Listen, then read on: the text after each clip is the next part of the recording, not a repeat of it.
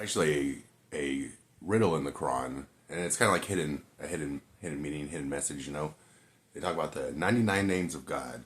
It's actually 100 names there, but only 99 are written. And they also say the true name of God is known only to the prophets, different things of that nature, and that the name is hidden the knowledge of the name is hidden. And that's true. It's hidden in front of our faces, and to know there's only one eternal name that exists in this reality, or any reality for that matter. One eternal name, and that one eternal name is the greatest name that exists. It's the name of our God, their true name.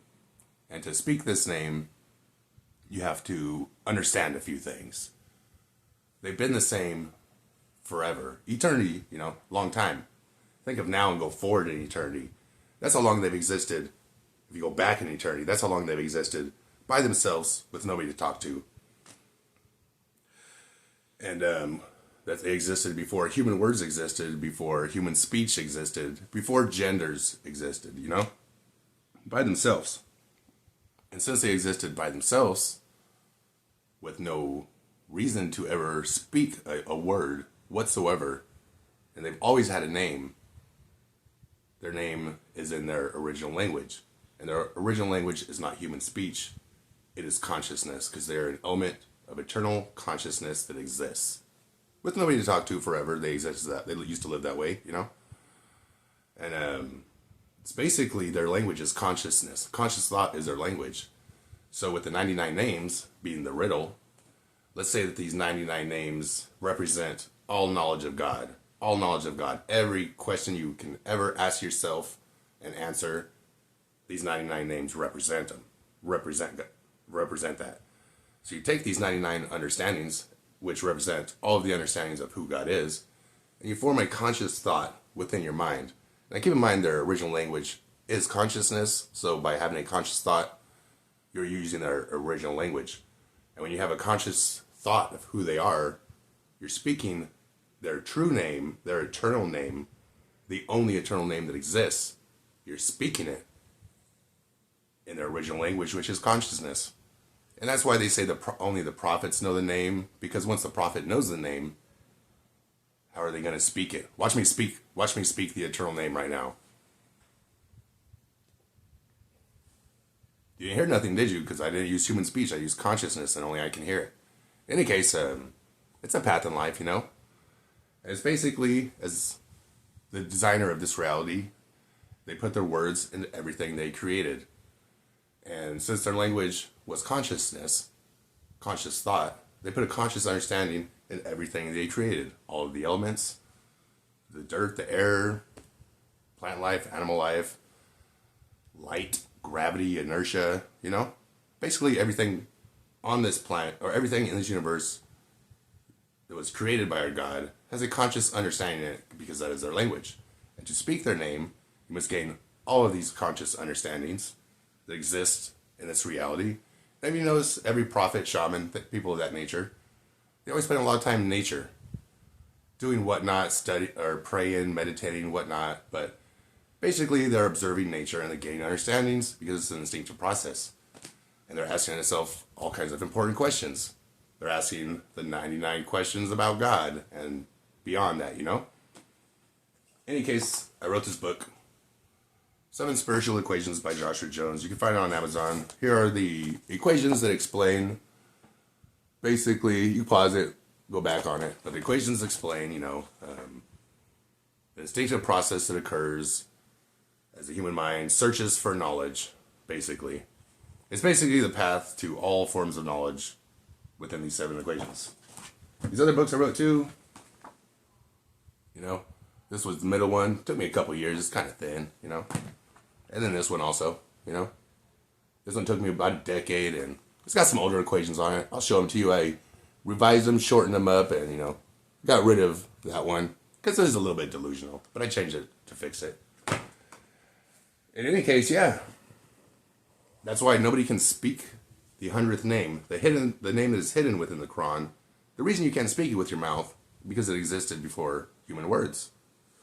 And it is a path in life where you gain as many understandings that our Creator put on this planet as you can. You have to basically get all of them. You gain these understandings and naturally strengthen your mind. You strengthen the processing ability of your mind. Because yes, it may not seem important. How does observing fire and touching fire and, oh, that's hot. Oh, I got an understanding. Oh, that's water. Oh, look what water does. Oh, look at the plant life. Oh, it's growing, you know? All these simple understandings together offer divine wisdom, basically. And that's how prophets become prophets. That's how shaman becomes shaman. That's how scientists like Da Vinci become scientists like Da Vinci. Because he studied the Word of God too. And that's how philosophers like Aesop become philosophers like Aesop. And Confucius and Buddha. And all of them. Oh, and here's one more thing. This one's pretty cool. Meditation is a step in the process, you know?